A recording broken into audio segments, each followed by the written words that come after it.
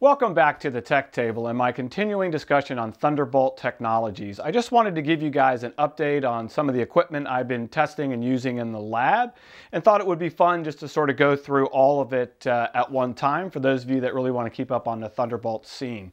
As you guys know, I'm a huge Thunderbolt fan.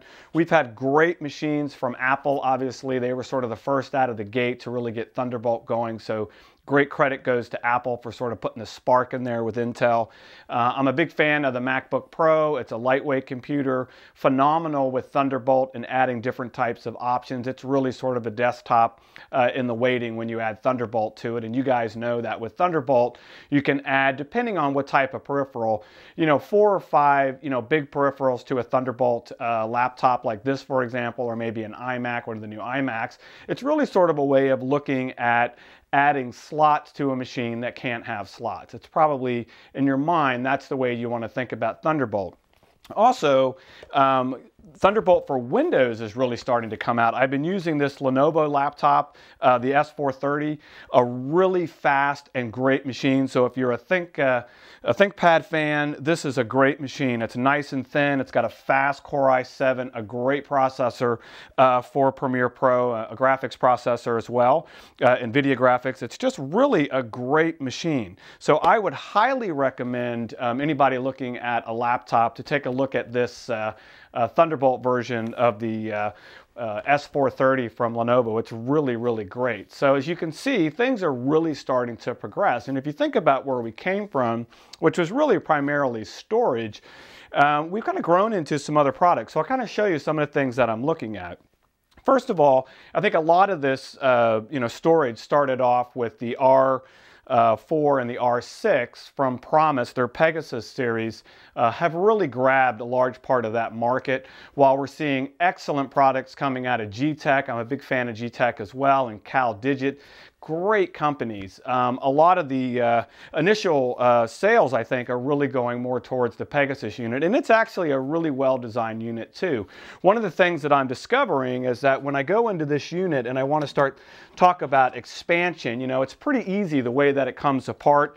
My particular unit actually has Intel SSDs in it. I'm a big fan of those SSDs as well. But I want to give some credit to a brand new disk from SanDisk called the Lightning series. And this is actually what they call enterprise class SSDs, and it actually has a SAS connector on the back. And the reason I point out the Pegasus is one of the great things about the Pegasus is I can actually put this drive in here, replace this drive, put this unit back in. This unit will actually accept a SAS drive from this Lightning series, and I think that's huge for expanding your storage requirements. And I'll talk more about what kind of performance you'll get out of these new SAS drives, these new SAS enterprise class SSDs from SanDisk. They're unbelievable. SanDisk also makes SSDs, so they're a great company to work with as well. So, I'm a big believer in SSDs, so anytime you can get that, it's great. So continuing with Promise, they've got another great unit here called the J4, and inside of the J4, as you can see right here, it's actually just got 4 drives, and they're selling this just as a housing. So you guys can put in whatever drives you want. So if you're a SanDisk fan, you can put in 4 of these if you want. Maybe you've got some other hard drives laying around. If you're an Intel fan of their SSDs, which as I said are very, very good as well, you can actually configure those with that. And this is a Thunderbolt chassis, a RAID, what we call a JBOD, that really is going to give you amazing performance. Now, another thing that I was pretty fascinated with is this new J2 unit. It's basically a pocket unit. It's easy to slip in your pocket. Thank goodness we're now seeing short Thunderbolt cables. That was really bothering me for a while, that I could have a small pocket drive and a 6-foot cable from the Apple Store. Well, these new black cables are starting to come out. You'll start to see those. So these are a little bit bigger than a foot. I think they're about 16 inches or so. So that's great to see those. But what kind of performance can you get out of this thing? Well, It's interesting.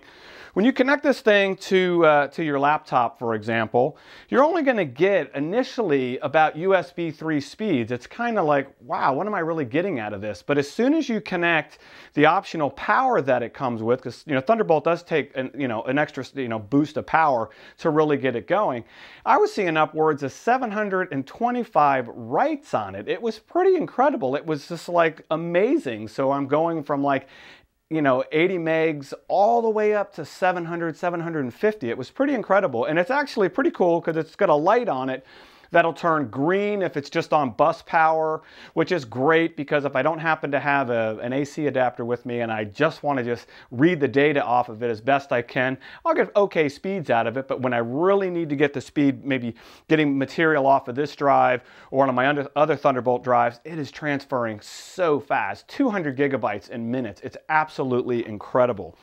Another drive that I've been sort of playing around with is this drive. I've actually, for me, I've taken the drive out of there and I actually put in an Intel drive just to sort of kick up the speed on it for me, because it actually came with a standard hard drive in it, but I just popped it apart and put my own in there.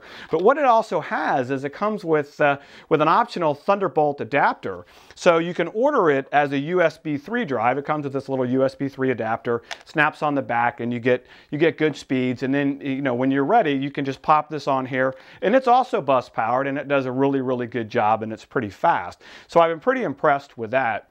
Now, other things that are coming out, other than storage, are really more on the I/O stuff. We saw a lot of this at NAB, the National Association of Broadcasters event that we see each year. And I think, Blackmagic gets credit for sort of, introducing a wide variety of I/O products. And I'm a big fan of a lot of their products and the breadth of their product offerings. Probably my favorite Thunderbolt product from Blackmagic right now. I know their camera's cool, but this Teranex unit is amazing. I use it for all sorts of things, for converting things. It's got a great Thunderbolt port on the back, which gives me some options. I'll actually be doing a tech table event just on this unit alone and the workflow that I'm using, which usually involves going from, say, PAL SD over to HD NTSC, and there's no other unit like this that I've seen, certainly not in its price range. And again, happy to say it's got Thunderbolt on board. My other favorite product that came out last NAB is this little T-Tap from AJA. Phenomenal little product. You connect your little Thunderbolt cable to this.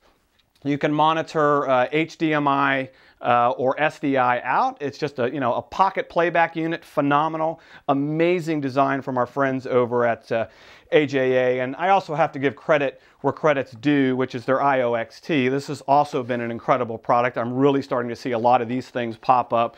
As usual, you get a plethora of connections on the back of this thing. Just a solid unit. And if you're an AJA fan, you probably already know about this product. And in the other sort of arena of I/O, Matrox certainly can't be left out of the fold. I mean, I just did a show on the Matrox products. You guys can catch it on the tech table where I talk about different workflows, actually for each of these vendors to call all of them out. But one thing I love about their MX02 line is it sort of started out with this host adapter on the back where you could just connect a cable to your desktop, a little desktop card, or they had a laptop option or things like that. Then they came up with this idea, what if we put that little adapter in a little box and we put Thunderbolt on this side and the same host adapter on this side. That way, if you happen to already own one of these products, you just have to buy this optional Thunderbolt adapter for your MX02 and bam, you're right there in Thunderbolt land. It's great. So you really get a great idea of how expandable this technology is. Again, they're just putting that card inside that little box. And I will also hand it to Matrox on their MX02 line. They've come out with this little MX02 dock that really works pretty cool. It's got a Thunderbolt connector in the front. Currently, by the way, it's Mac only. I should mention that. You're going to get a USB 3 port. So if you have one of the older Thunderbolt Macs with no USB 3, this might be an answer for you, which is really cool, especially on the laptops.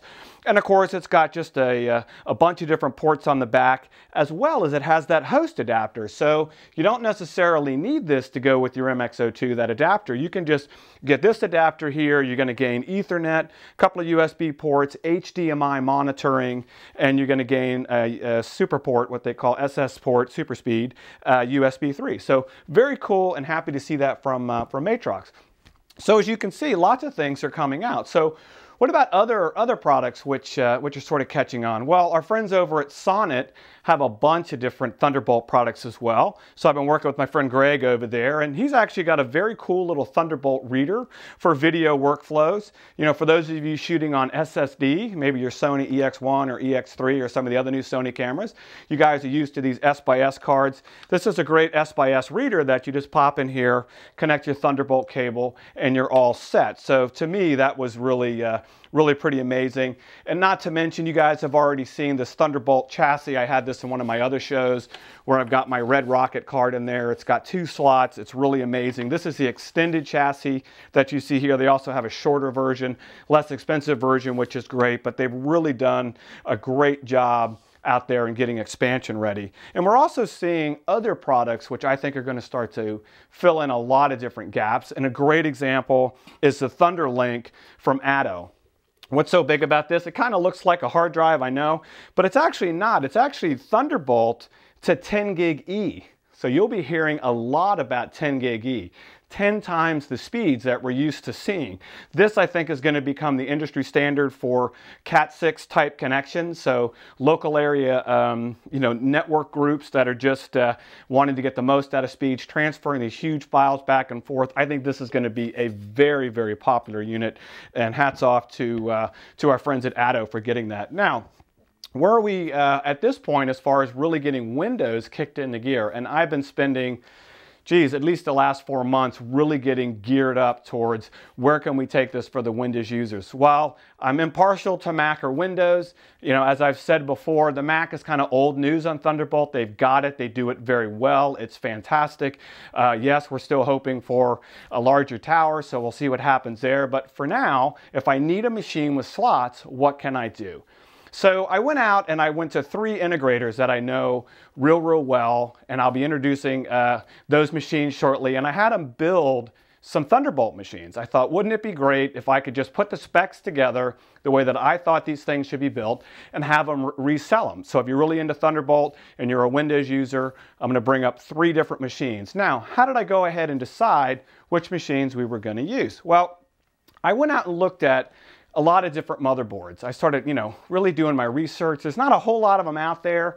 They're all, basically Core i7 or single processor Xeon based. So that's kind of where we are right now. But out of my testing, the ones that I liked the best, honestly, were from Gigabyte. And I kind of expected to have a couple different manufacturers, but I've been so impressed at how easy these things are to set up and configure, and the variety that Gigabyte gives you. So I'm really impressed. So they basically come in 3 different sizes, and the machines that I've had built that I'll be showing you in a minute are based on these 3 different motherboards. And again, any of the groups that I invited to build these machines for me can build them based on any of these.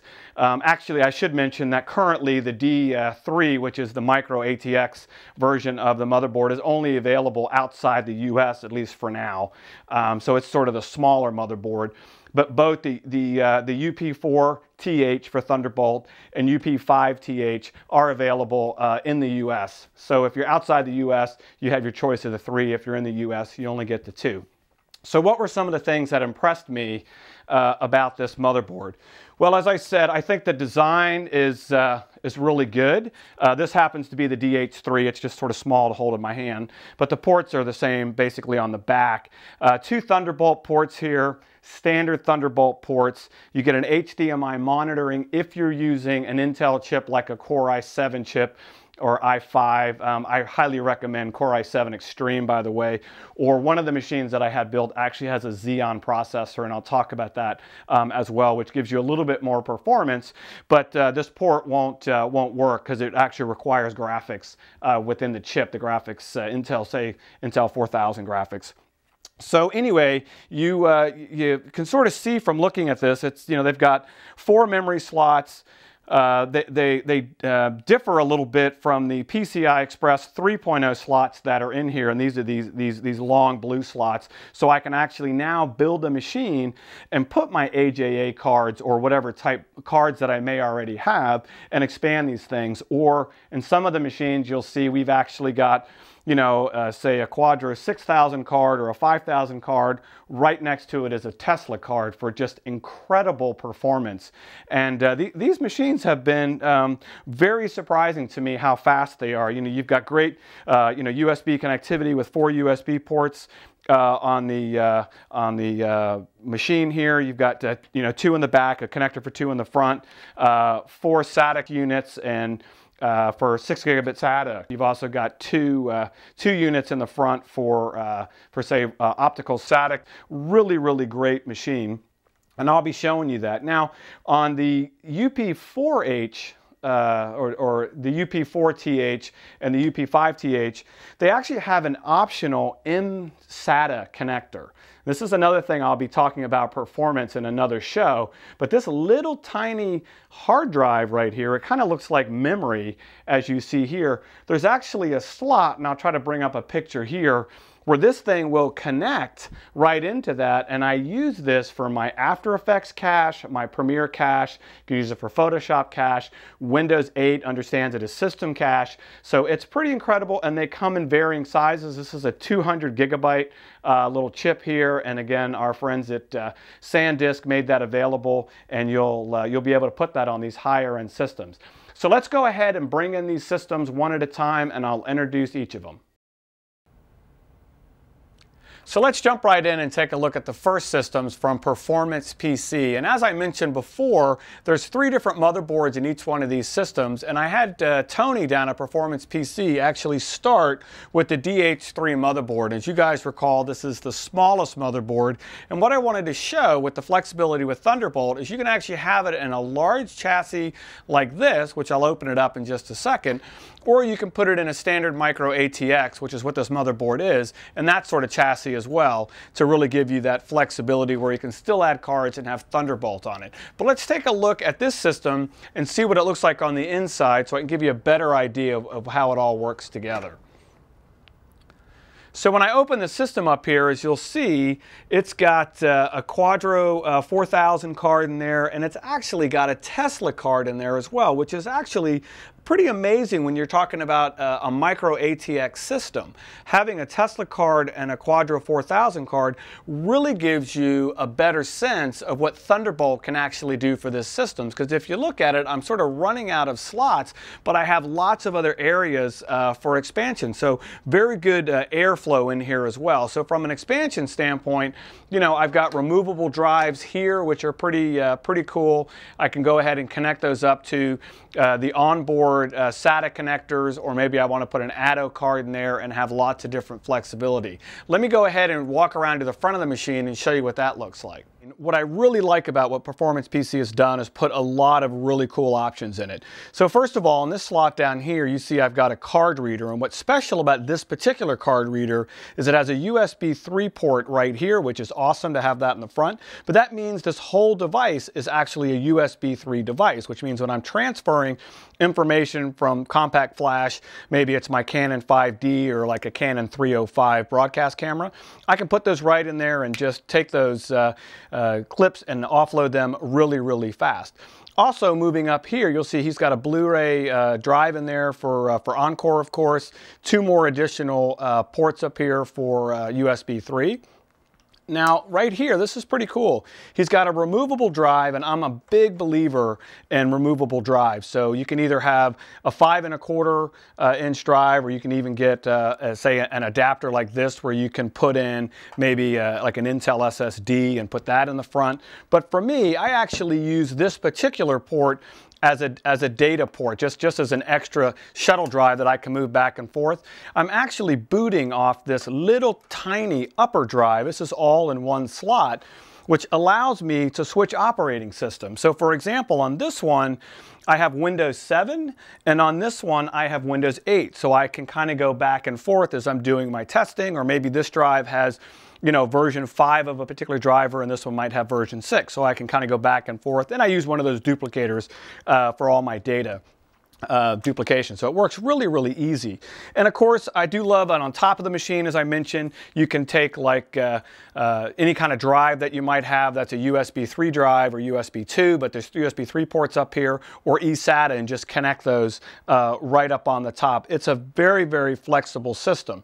Now, remember, with this particular machine, if I'm out of slots, I can always take a Thunderbolt device, like say a T-Tap or one of the other I/O devices that I showed you, and connect those in the back of the Thunderbolt to give me that additional expansion. It's really, really cool. And not to mention, if I need more storage, I can always add a Thunderbolt drive to that. So as you can see, a very, very flexible machine. If you like what you see here, give Tony a call down at Performance PC. I've been working with him a long time. He's got excellent support. He's been building these computers with Adobe turnkeys for a long time. So check out the information up here, and let's go ahead and move on to the next system. Okay, our second machine is actually from Safe Harbor. This is a great integrator that's been doing video systems with Adobe preloaded for years, complete turnkey systems. Now, their Riptide that you see here, this is called the Tsunami Riptide, actually features in this particular machine the one motherboard I was talking about, which is the UP4TH. This is the middle of the line motherboard. Again, they can put either the 4 or the 5 in there for you, but I had them build it around this motherboard. It's a very flexible motherboard, as I'll show you in a second when we take a closer look on the inside. So it's just a great design. It's liquid cooled. Let me show you what the inside looks like. It's actually pretty cool. So here's a great look at the inside of the machine. The first thing you might notice is it's liquid cooled, which makes it very, very quiet, which is important for me when I'm working on audio. Another thing you might notice is they went ahead and pre-configured this machine with a Quadro 5000 card. They can really put any of the NVIDIA cards in there that you want. And underneath it is a Atto card that's controlling my RAID. I'm a big Atto fan, and this is a screaming fast machine when it comes to drive speed, so I absolutely love that. And again, it's just very, very nice to get in and out of this machine, adding options and cards. You notice I've got another slot open down here. It's fantastic. And remember, you can get these machines with either a Core i7 Extreme, which is a great processor, or you can actually put a single processor Xeon in there, which works great. And also, again, going back to the expansion of Thunderbolt, which is really the whole reason to talk about these machines. Again, this is a box that I showed in the beginning, which is giving us 10 gig E. So rather than take up a slot, I can actually put this unit external. Maybe I've got another Matrox unit, because remember, I've only got one big slot left in the machine, so rather than tie that up with an I/O card, I have all that availability to expand by using Thunderbolt. Let me walk around to the front and let's check that out. So a quick look at the front of the machine. Again, it's very, very clean. You've got fan speed over here where you can actually manually control the speed. And like some of the other systems, it's got a removable drive right here. I highly recommend, again, using small drives like these SAS drives. Again, you have the ability to put, like an Intel drive or a SanDisk drive in there, and you're good to go. Or in fact, it'll take just a standard full-size drive. You can just stick that right in there and you're good to go. Really, really easy. Now, one of the unique things about this, again, it's got the USB 3 card reader like I showed you in the other system. That's getting to be a very popular item. But one of the unique things up here on the top, it's actually got, again, some USB ports, USB 3 and 2, as well as eSATA. But it also has an option for you guys to actually put a drive up here. And this is actually my boot drive. Remember I talked about switching things around. I primarily use the lower drive for data, but I can actually use this SSD for switching my operating systems around, as I mentioned, like a Windows 8 or a Windows 7 or driver versions. This will also, by the way, take a full-size drive as well. So you sort of get that choice for how you want that to behave. It's really, really slick. So anyway, that's a great look at the front of the machine. So as you can see, it's a great flexible machine. And again, Safe Harbor's been doing this a long time. They really know how to integrate Adobe. Again, you've got up to a 3-year warranty and 800 number for tech support. So highly recommend you take a look at these guys as well. Let me bring in the third system. And our third and final system here is actually from a company called JMR, which specializes in server technology. These guys have been in the industry a long time, especially in the video industry. They're really well known for workgroup servers. So when I asked them to go ahead and build a system for me based on these new Thunderbolt motherboards, they jumped right at the chance. And this thing's actually got some pretty unique stuff inside. And you can look at the size. I mean, it's very compact. You could actually see this being used on a cart, maybe around Hollywood on set, what we call Video Village, carts moving around from shot to shot. It's really pretty cool. And what's interesting about this system is I actually had them use the bigger motherboard, the UP5TH, and as you guys recall, there's 3 different motherboards, and this system actually is very similar to the UP4TH, except it's got additional ports like 1394. It's actually got built-in antennas that you can use for Wi-Fi, which is really cool. So it's got 2 antennas for that and comes with all these options actually in there. So a very, very cool motherboard. I'll give you a quick look at what the motherboard looks like here. So pretty much the same ports that we talked about on some of the other systems on the back of the system. But what you'll notice here is both the UP4 and the UP5 actually have 3 of these larger PCIe 3 slots. Excellent speeds on these, 16x on some of these, 4x, and then you've got these 2 other slots down here with another one here. So you actually have 1, 2, 3, 4, 5, 6 of these slots for different options. It's a very expandable system. And when you put it in a chassis like this, you'll get to see some of the options that we get to look at. So let me go ahead and talk a little bit about the front of the machine. So as you see here, it's very unique compared to the other systems. It's actually got the optical drive. This is a rewritable Blu-ray drive down here near the bottom under the power switch, as well as it's got the card reader that you've seen in some of the other systems. So again, really, really nice design, beautiful looking system. Let me go ahead and turn it on its side and we'll take a look at what's on the inside. So first of all, you might notice that we have 2 removable 3.5-inch drives that are in here. Again, there's SSDs that are in here. And again, I typically will use these removable systems to put different types of operating systems, Windows 7, maybe Windows 8, different drivers. It's very, very handy for doing that. So all of my systems that I have built have removable boot drives in them.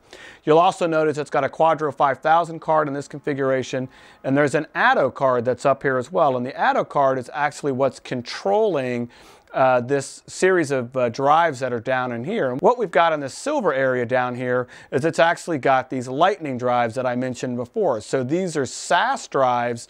We've got 8 of them in this machine. Each one of these drives is 800 gigabytes apiece. So let me go ahead and open this up and I'll show you how this works. And as you'll see, there's 8 drives in here. They're all removable. They're SanDisk Enterprise Lightning drives. These are SAS drives, incredibly fast. Each one of these is 800 gigabytes, giving me a total of 5.3 terabytes in a RAID configuration running off of that Adobe card. Let me just go ahead and close this. I'm going to bring up a graphic which shows a benchmark of just how fast those drives are. Incredible numbers. I've never seen numbers that high on an internal RAID in such a small box and a configuration. So JMR has done a crazy good job at drive speed on this machine. And that's a quick look at the system from JMR. Let me just put up their contact info up here. If you contact JMR, just let them know that you saw the Adobe system on Dave Tech Table, and they'll get you a quote out and some information on that as quick as they can. And that's a quick look at all 3 of these Thunderbolt systems. I'll keep working in the lab to bring you more cool stuff to show, and we'll catch you next time.